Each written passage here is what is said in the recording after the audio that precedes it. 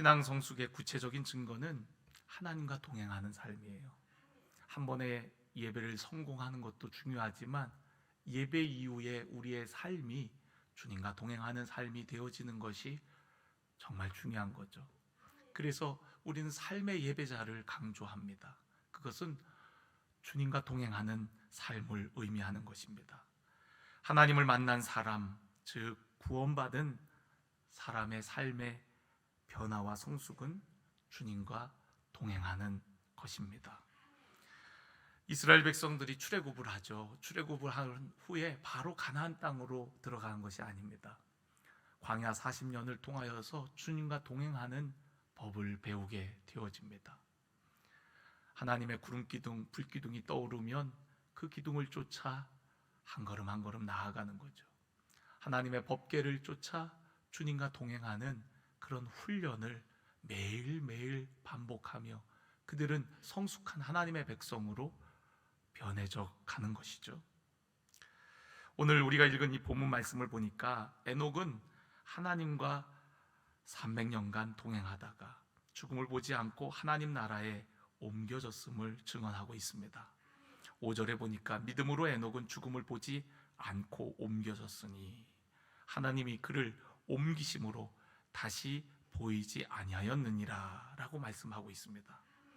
그는 옮겨짐을 당한 자입니다. 죽음을 보지 않고 어느 날 갑자기 호련히 하나님께서 그를 데려가 버리셨다라는 거예요. 에녹의 이야기가 창세기 5장에 나오는데요, 창세기 5장은 아담의 족보를 열거하고 있습니다. 누가 누구를 낳고 그리고 얼마간 살다가 죽었더라, 누가 누구를 낳고 죽었더라, 이게 이제 계속해서 반복되게 나오는 구절이에요. 그런데 에녹에 이르러서는 누구를 낳고 그리고 하나님과 동행하더니 그리고 죽지 않고 옮기심을 받았다라고 기록하고 있거든요. 창세기 5장 21절부터 24절의 말씀을 우리 한번 같이 읽어보겠습니다. 에녹은 65세에 무드셀라를 낳았고 무드셀라를 낳은 후 300년을 하나님과 동행하며 자녀들을 낳았으며 그는 365세를 살았더라. 에녹이 하나님과 동행하더니 하나님이 그를 데려가심으로 세상에 있지 아니하였더라. 아멘.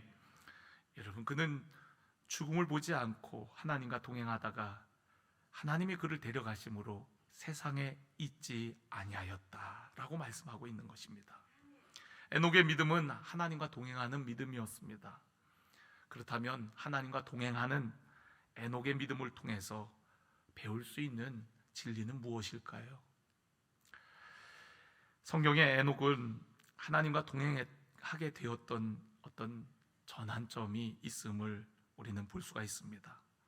좀 전에 우리가 읽었던 창세기 말씀을 보면은 에녹이 무드셀라를 낳은 후에 그리고 300년을 하나님과 동행하며 자녀를 낳았다라고 기록하고 있거든요. 그러니까 무드셀라를 낳기 전에는 하나님과 동행했다는 기록이 없지만 그를 낳은 후에 하나님과 동행하게 되었다라고 얘기를 해요. 무드셀라라는 아들이 어떤 그의 삶의 전환점이 되어진 것이죠. 그러므로 무드셀라라는 이름을 가진 아들의 출생이 과연 에녹의 삶에 어떤 영향을 미쳤는지를 여러분 우리가 살펴봐야 되는 줄로 믿습니다. 무드셀라라는 아이의 이름은 문자적으로 창을 던지는 사람입니다. 창 던지는 사람. 성경학자들은 고대 사회에 창을 던지는 사람은 아주 중요한 역할을 했다고 해요. 부족의 어떤 지도자 역할을 했고 전쟁이 발생하면 수호신과 같은 역할을 했다고 합니다. 당시에는 별다른 무기가 없었기 때문에 창을 멀리 그리고 정확하게 던지는 사람이 가장 어떻게 보면 전투력이 강한 사람인 거죠. 그가 있어야 전쟁에서 이길 수가 있는 겁니다. 근데 그가 죽었다는 것은 곧 우리 부족의 어려움이고 우리 부족의 종말을 의미하는 것으로 통용되었어요. 무드셀라를 왜 창 던지는 사람이라는 의미로 이름을 지었을까요? 그리고 그 창 던지는 사람이라는 의미는 마지막 혹은 종말이라는 의미로 통용되었는데 왜 자녀의 이름을 그렇게 이름 지은 것일까요? 우리는 자녀의 이름을 지을 때 아무 의미 없이 짓는 경우는 드뭅니다. 간혹 개똥이라고 짓는 경우들이 있기는 하나 대부분은 자녀의 이름을 아주 귀하게 또 존귀하게 의미 부여를 해서 짓게 되어지죠. 저도 새 아이가 있는데 아이의 이름을 지을 때 굉장히 고심을 많이 했습니다. 첫째 아이를 갖고 뭐라고 이름을 지어야 될까 몇 달을 고민했나 몰라요. 당시 그 고구려 건국 이야기, 주몽의 이야기가 막 TV 드라마에서 방영되고 있었거든요. 그래갖고 아이를 낳으면 주몽이라고 져야 되겠다 그렇게 생각을 했거든요. 주님의 꿈을 이루어드리는 아이가 되라. 그런데 그렇게 지면 나중에 아이들에게 놀림받는다고 그래갖고 결국에는 준혁이라고 이름을 줬습니다. 준걸 준자에 혁혁자를 써갖고 뛰어나고 빛나는 사람이 되라 라는 의미를 가진 준혁이라고. 둘째는 주희라고 주님의 기쁨이 되라고. 그러니까 원래는 주몽, 주희, 그리고 셋째는 생각을 안 해봤는데 셋째는 민혁이라고 줬거든요. 빛나는 하나님의 백성이 되어라. 그래갖고 이제 민혁이라고. 이처럼 우리가 자녀의 이름을 그냥 짓는 법이 없습니다. 그런데 에녹이 무드셀라를 낳을 때 그의 이름을 종말이라고 줬다는 거예요. 종말. 그 이유는 하나님께 받은 계시가 있었기 때문으로 보여집니다. 우리가 성경 유다서를 보면은요, 유다서 요한일서 앞에 있는 아주 얇은 한 장으로 되어 있는 성경인데요, 거기에 보면은 이런 말씀이 있습니다. 유다서 14절 15절 말씀 우리 한번 같이 읽어볼까요? 아담의 7대 손 에녹이 이 사람들에 대하여도 예언하여 이르되 보라 주께서 그 수만의 거룩한 자와 함께 임하셨나니 이는 무사람을 심판하사 모든 경건하지 않은 자가 경건하지 않게 행한 모든 경건하지 않은 일과 또 경건하지 않은 죄인들이 주를 거슬러 한 모든 완악한 말로 말미암아 그들을 정죄하려 하심이라 하였느니라. 아멘. 여러분, 에녹에 대해서 증거하고 있는데 에녹은 아담의 7대 손이에요. 사람들에게 예언하여 이르되, 다시 말해서 말씀을 전했다는 겁니다. 주께서 수만의 거룩한 자와 함께 임하셨나니 무사람을 심판하사 경건하지 않은 자들에 대해서 정죄, 다시 말해서 심판하기 위하여 오심이라 라고 전하였다라는 거예요. 다시 말해서 마지막 날 심판에 대해서 증언한 자가 바로 에녹이라는 거예요. 역사적으로 무드셀라가 죽는 해에 물로 세상을 심판하신 노아 홍수 사건이 시작이 되어집니다. 그러니까 무드셀라의 죽음과 더불어서 노아 홍수 사건이 시작이 되어지는 거거든요. 우리가 인생을 살다가 어느 날 하나님 앞에 반드시 결산해야 되고 심판을 받아야 된다는 생각이 들 때, 또 그것이 깨달아질 때 우리는 살아오던 대로 인생을 살 수 없을 것입니다. 우리의 인생을 돌이켜서 하나님께서 원하시는 삶, 또 진지하게 하나님과 동행하는 삶으로 나아갈 수밖에 없는 것이죠. 에녹은 하나님으로부터 받은 그 계시를 잊지 않기 위해서 아이의 이름을 종말이라고, 종말을 의미하는 무드셀라라고 이름을 지은 겁니다. 그 아이를 볼 때마다, 부를 때마다 하나님의 마지막 심판이 있음을 기억하며 늘 주님 앞에서 주님과 동행하려고 애를 썼던 것이죠. 그것이 바로 에녹의 인생에 하나님과 동행하는 중요한 계기가 되었다라는 거예요. 지난주 우리 생명의 삶을 통하여서 큐티를 하고 있는데 말씀에 보면은 마가복음 13장 예수님께서 마지막 때에 대한 그런 예언의 말씀을 주시거든요. 마지막 때가 임박했을 때 임할 징조에 대해서 예수님께서 말씀하시면서 주의하고 깨어 있으라고 우리에게 당부하십니다. 그날이 언제 올런지 아무도 알 수 없다라는 거예요. 그러나 분명한 것은 그날이 가까울수록 깨어 있을 것을 우리에게 당부하셨습니다. 저 역시도 그날을 알기에 늘 깨어서 주님 앞에 살아가려고, 주님 앞에서 살아가려고, 주님과 동행하려고 몸부림치는 것입니다. 만약 마지막이 없다면, 마지막 심판이 없다면 아무렇게나 살아도 되겠죠. 여러분 하고 싶은 대로 아무렇게나 살아도 괜찮을 겁니다. 그러나 여러분 아무렇게나 살 수 없는 이유, 그것은 우리의 삶을 결산하는 그 날이 있다라는 거예요. 저는 오늘 여러분들이 그 날을 기억하고 믿음으로 하나님과 동행하시기를 주의 이름으로 간절히 축원합니다. 에녹이 하나님과 동행했던 것은 하나님과 뜻이 같았기 때문에 하나님과 동행할 수 있었습니다. 성경에 보면 두 사람이 뜻이 같지 않은데 어찌 동행할 수 있으리요라고 말씀하고 있어요. 하나님과 동행에 있어서 내 뜻을 내려놓고 하나님의 뜻에 순종하기로 결단하지 않는다면 결코 하나님과 함께 할 수 없습니다. 어제 오후에 잠깐 시간이 나서 이렇게 교회에 있는데 우리 집사님 한 분이 자전거를 끌고 교회에 오셨어요. 그리고 자전거를 타고 저 사천으로 라이딩을 가신다고 하더라고요. 이제 출발하고 사무실에 들어왔는데 저도 자전거를 타고 싶은 거예요. 그래갖고 전화를 드려갖고 어디쯤 가셨냐고 하니까 언덕 넘어가고 있다고, 같이 가자고. 그래갖고 집사님이 다시 오셔갖고 저도 자전거를 꺼내갖고 이제 같이 동행을 하게 되었습니다. 근데 집사님이 험한 길로 가는 거예요. 그래서 쫓아가는데 제가 겉으로 이렇게 표현은 못했지만 악을 쓰고 쫓아갔습니다. 그래도 제가 조금이라도 젊은데 너무 뒤처치면 안 되잖아요. 집사님은 평소에 자전거를 많이 타셨는지 설설 가는데도 잘 가시는 거예요. 저는 막 그냥 열심히 굴러가고 쫓아가는데 강문쯤 가갖고 너무 힘든 거예요. 그리고 주일이 다음 날인데 왠지 부담이 되고 몸에 무리가 될 것 같아요. 그래서 집사님에게 집사님, 좀 시간이 많이 지난 것 같은데 좀 빨리 이렇게 가는 길 없나요? 그러니까 그럼 여기서 돌아가면 된다고.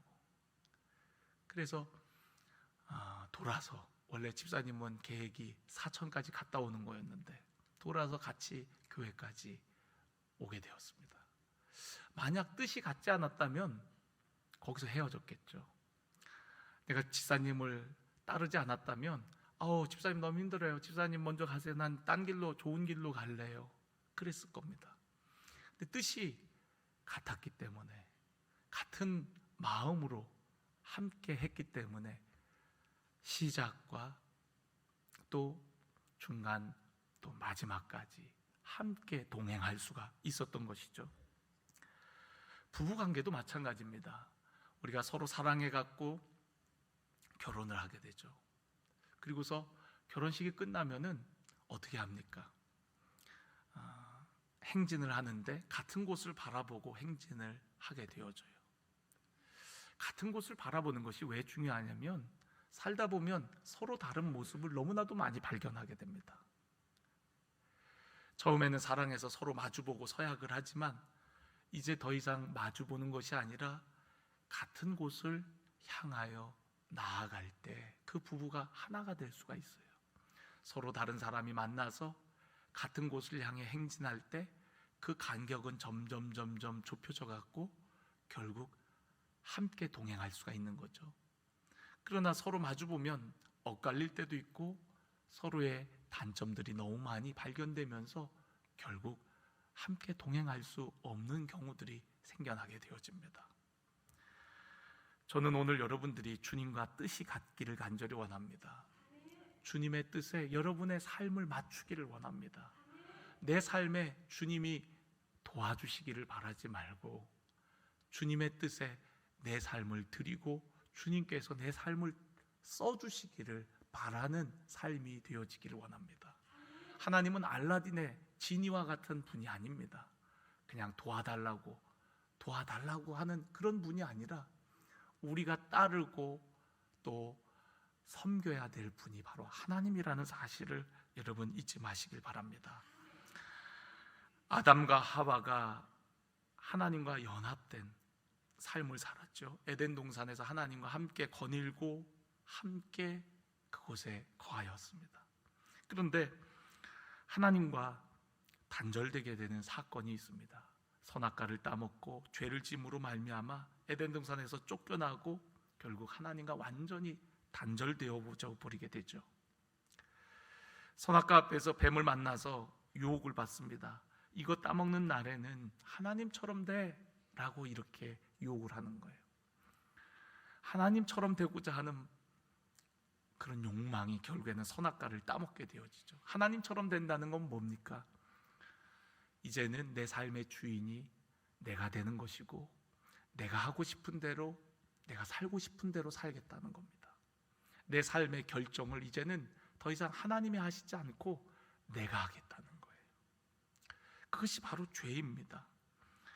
첫사람 아담은 그렇게 불순종함으로 온 세상에 죄가 들어오고 죽음에 이르게 되었습니다.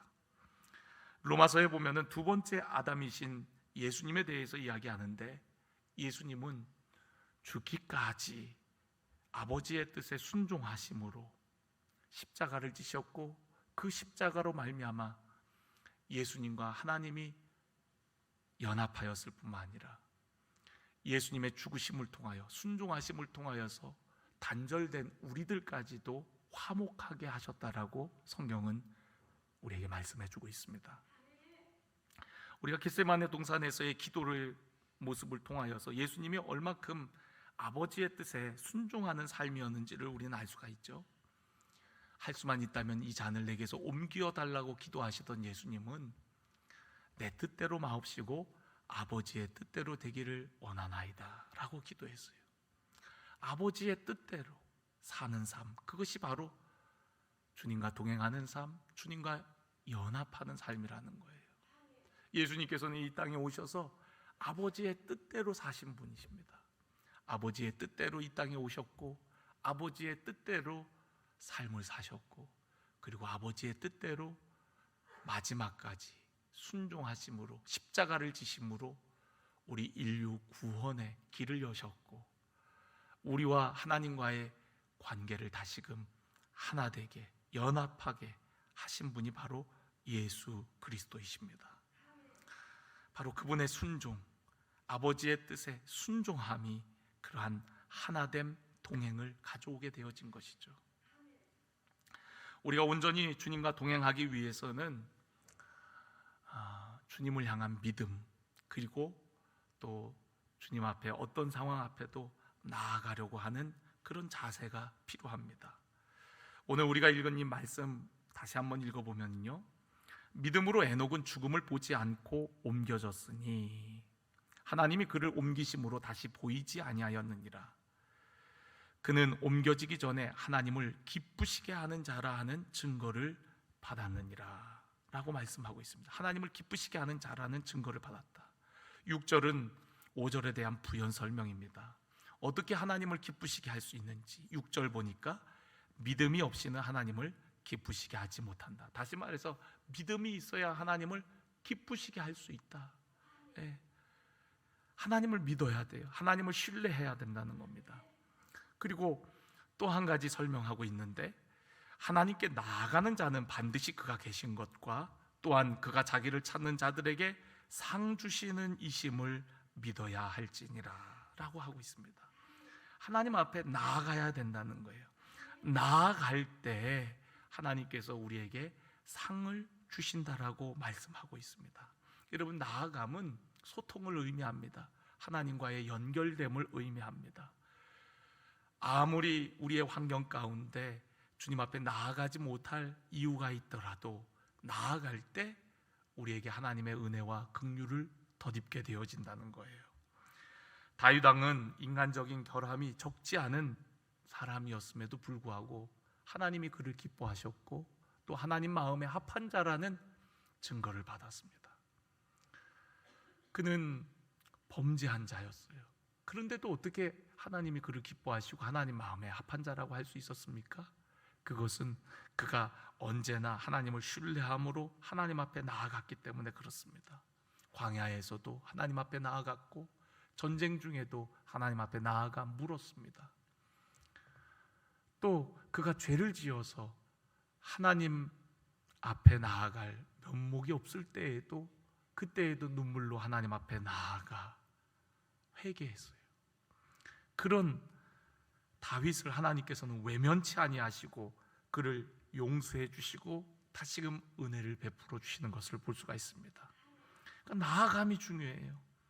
어떤 상황이든 하나님을 신뢰하고 하나님은 좋으신 분이라고, 하나님은 우리를 외면치 아니하시고 반드시 좋은 것으로 채워주시는 분이심을 믿고 나아갈 때 우리는 그러한 은혜를 누릴 수가 있게 되어지는 것이죠.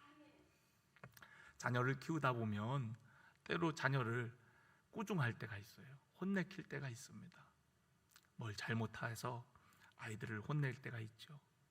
그럼 어떤 자녀는 그 혼난 거를 참지 못하고 방에 문을 쾅 닫고 들어가 버려요. 그리고서는 얘기를 안 하는 거예요. 밥 먹으라고 해도 나오지도 않고, 그리고 문 딱 닫고 단절되게 지내면서 그렇게 부모님한테 시위하는 자녀들이 있습니다. 잘못된 거죠. 아직까지 우리 자녀들은 그러진 않아요. 제가 그 꼴을 볼 수가 없습니다. 그렇게 할 거면 나가! 이렇게 하겠죠. 더 큰 환란이 닥쳐온다는 것을 애들이 알기 때문에 감히 그렇게 하지를 못합니다. 그런데 간혹 보면은 어떤 자녀들은 문 닫고 들어가고 나오지도 않고 그때부터 투명인간 노릇을 하는 애들이 있어요. 엄마가 뭐 얘기해도 대꾸도 안 하고 먹으라 그래도 먹지도 않고 지나가고 싶은 때 나갔다가 그리고 말도 안 하고 안 들어오고 그리고 밤늦게 들어오고 그런 애들이 있습니다. 여러분, 어떤 게 맞습니까? 잘못해서 꾸중을 들었어도 부모님께 나아가야죠. 밥 먹으라 그러면 나와서 먹고 또 다시 이야기하다가 풀고 그래야죠. 부모님 안 보고 살 거예요? 안 만날 거예요? 안 만날 거면 그렇게 해도 되겠죠. 근데 안 만날 것도 아니면서 왜 그런 소모적인 그런 행위를 하는 겁니까? 여러분, 명절이 돼서 이제 가족들을 만나는데 안 만날 거 아니면 기분 좋게 만나시기 바랍니다. 왜 우리 장로님만 장로님 잘 안 만나는 것 같던데 잘 만나세요?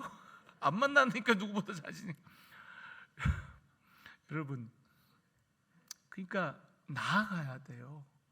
우리 예수 믿는 사람들은 하나님의 은혜의 보좌 앞에 우리가 나아가는 것처럼, 여러분, 그분이 안 온다 할지라도, 친척 그분이 우리 집에 안 온다 할지라도 먼저 가세요.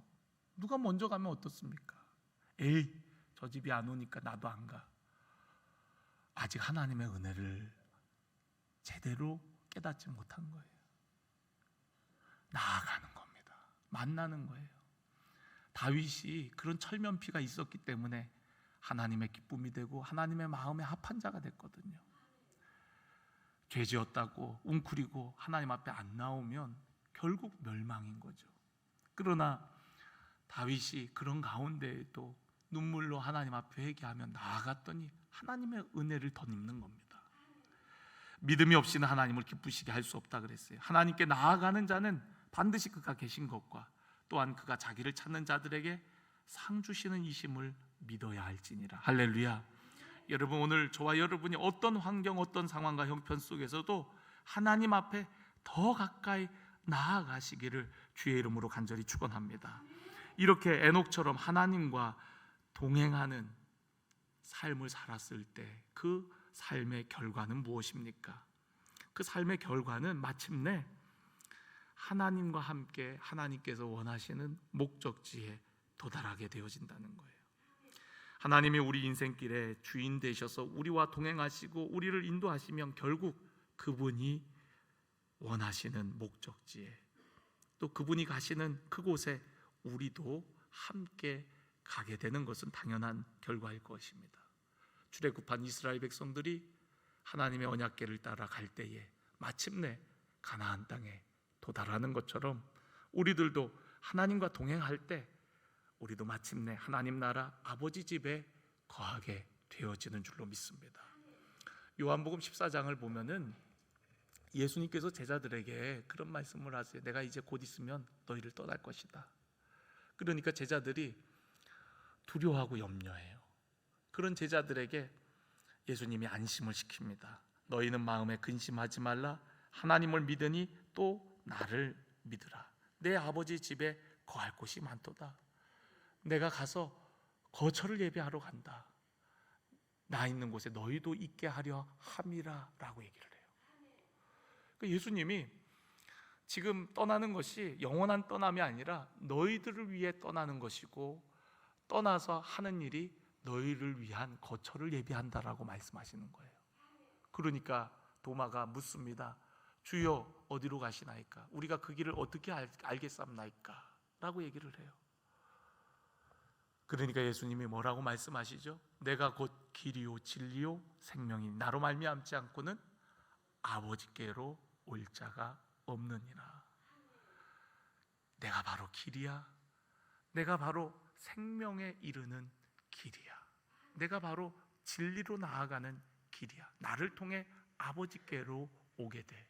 다시 말해서 주님과 동행할 때, 주님과 함께 할 때 우리는 그 길을 잘 알지 못하고 그 종착지가 어디인지 분명히 알지 못하는 가운데에도 그 주님과 함께 하면 결국 그 주님이 우리를 인도하시기에 그 주님이 길이고 우리를 생명으로 진리로 이끄신다는 것을 말씀하고 있는 것입니다. 그렇습니다. 여러분, 예수님이 길이십니다. 예수님과 함께 할 때 우리는 아버지 집에 가게 되어지는 거예요. 영원한 본향이신 하나님 나라 그곳에 다다르게 되어져 있습니다. 육신은 흙에서 왔기 때문에 흙으로 돌아가지만 우리 영혼은 하나님께로 돌아가게 되어집니다. 그런데 여러분, 누구와 돌아가느냐, 누구와 동행하느냐가 우리의 삶의 결과를 결정짓는 거예요. 히브리서 말씀에 사람이 죽는 것은 정하신 것이요 그 후에는 심판이 있다 그랬어요. 하나님과 동행한 사람은 하나님 나라에 들어가지만 하나님과 함께하지 않은 사람, 세상과 짝한 사람, 어둠의 영에 속하여 있는 사람들은 그 어둠의 영들을 위하여 예비된 불못에 들어가게 되어집니다. 지옥은 우리를 위해 예비하신 곳은 아니에요. 그러나 여러분, 그 어둠에 속한 자들도 함께 들어가게 되어집니다. 그래서 여러분, 누구와 함께 하느냐가 얼마나 중요한지 몰라요. 우리가 좋은 친구와 함께 하면 좋은 길로 가게 됩니다. 그러나 나쁜 친구와 함께 하면 나쁜 길 갈 수밖에 없죠. 친구 따라 어디 가요? 강남 간다 그랬어요. 여러분, 하다못해 친구를 잘못 만나도 인생이 잘못되는 경우가 많은데, 여러분, 우리의 인생의 주관자이신 정말 우리 영혼에 가장 밀접한 영향을 끼치는 영적인 분, 또 생명 되신 분 얼마나 중요하겠습니까? 그래서 여러분, 누구와 동행하느냐가 우리의 삶의 마지막을 결정하는 거예요. 주님과 동행하는 자는 하나님 나라이지만 주님과 동행하지 않은 자는 저 어둠의 영들을 위해 예비한 불못에 들어간다는 거예요. 여러분, 에녹은요 죽음을 맛보지 않고 하나님 나라에 간 사람입니다. 하나님이 어느 날 호련히 그에게 너 나랑 같이 살래? 그러면서 그를 데려가 버리셨어요. 사랑하기에 그럴 수 있는 것이죠. 우리가 누군가를 사랑하면 처음에는 매일 만나다가 나중에는 어떻게 합니까? 프로포즈를 하는 거죠. 난 당신과 결혼하고 싶소.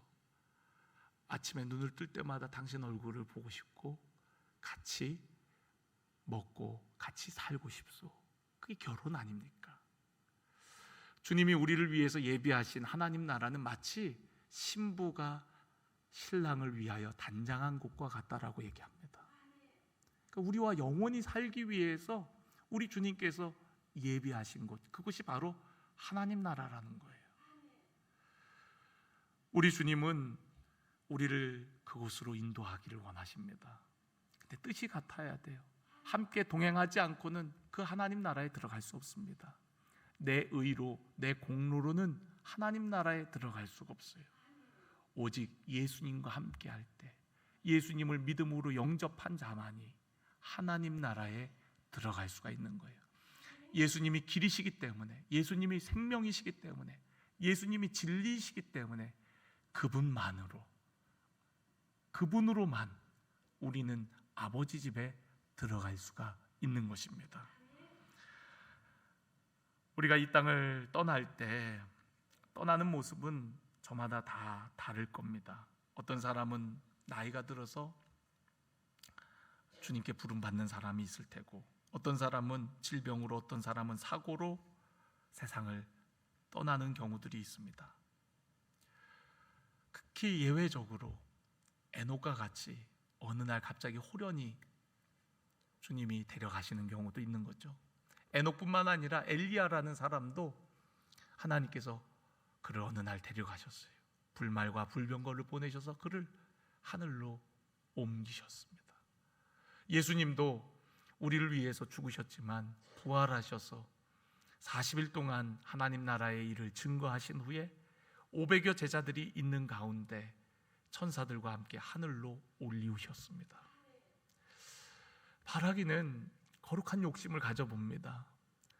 어느 날 갑자기 하나님께서 저에게 너 오늘 나와 함께 영원한 나라로 갈래? 라고 했을 때 정말 기쁨으로 주님과 동행하다가 영원한 하나님 나라로 갈 수 있으면 얼마나 좋을까. 혹 그것이 아니더라도 여러분, 우리 성도의 죽음을 가리켜서 이 땅을 떠남을 가리켜서 우리는 소천하셨다라는 표현을 씁니다. 다시 말해서 하나님이 그를 부르셨다라는 거죠. 하나님께서 어느 날 나를 부르실 때 기쁨으로 하나님 나라에 이를 수 있는 자가 되기를, 그렇게 깨어 있어야 되겠죠. 그렇게 준비해야 되겠죠. 주님과 동행한 삶이 아니라면 주님이 부르실 때에 안 가려고 하겠죠. 가끔 장례를 이렇게 치르다 보면, 예전에는 입관 예배를 다 목사님이 들어가고 같이 예배를 드렸거든요. 근데 요즘에는 이제 다 뭐 관을 덮고서 그리고 빈소에 와갖고 드리는 경우들이 더 많은 것 같아요. 근데 이렇게 예배를 드리면은 사람들의 표정이 다 달라요. 어느 사람은 정말 자는 것처럼 누워 계신 분이 있고, 어떤 사람은 뭔가 불편하셨는지 얼굴을 찡그리고 가신 분도 계시고, 정말 어떤 사람은 얼굴이 시커멓게 돼갖고 돌아가신 분도 계시고, 다 다릅니다. 하나님께서 부르실 때에 어떤 사람은 마치 자는 듯이 가는 사람도 있을 테고, 어떤 사람은 그 부르심에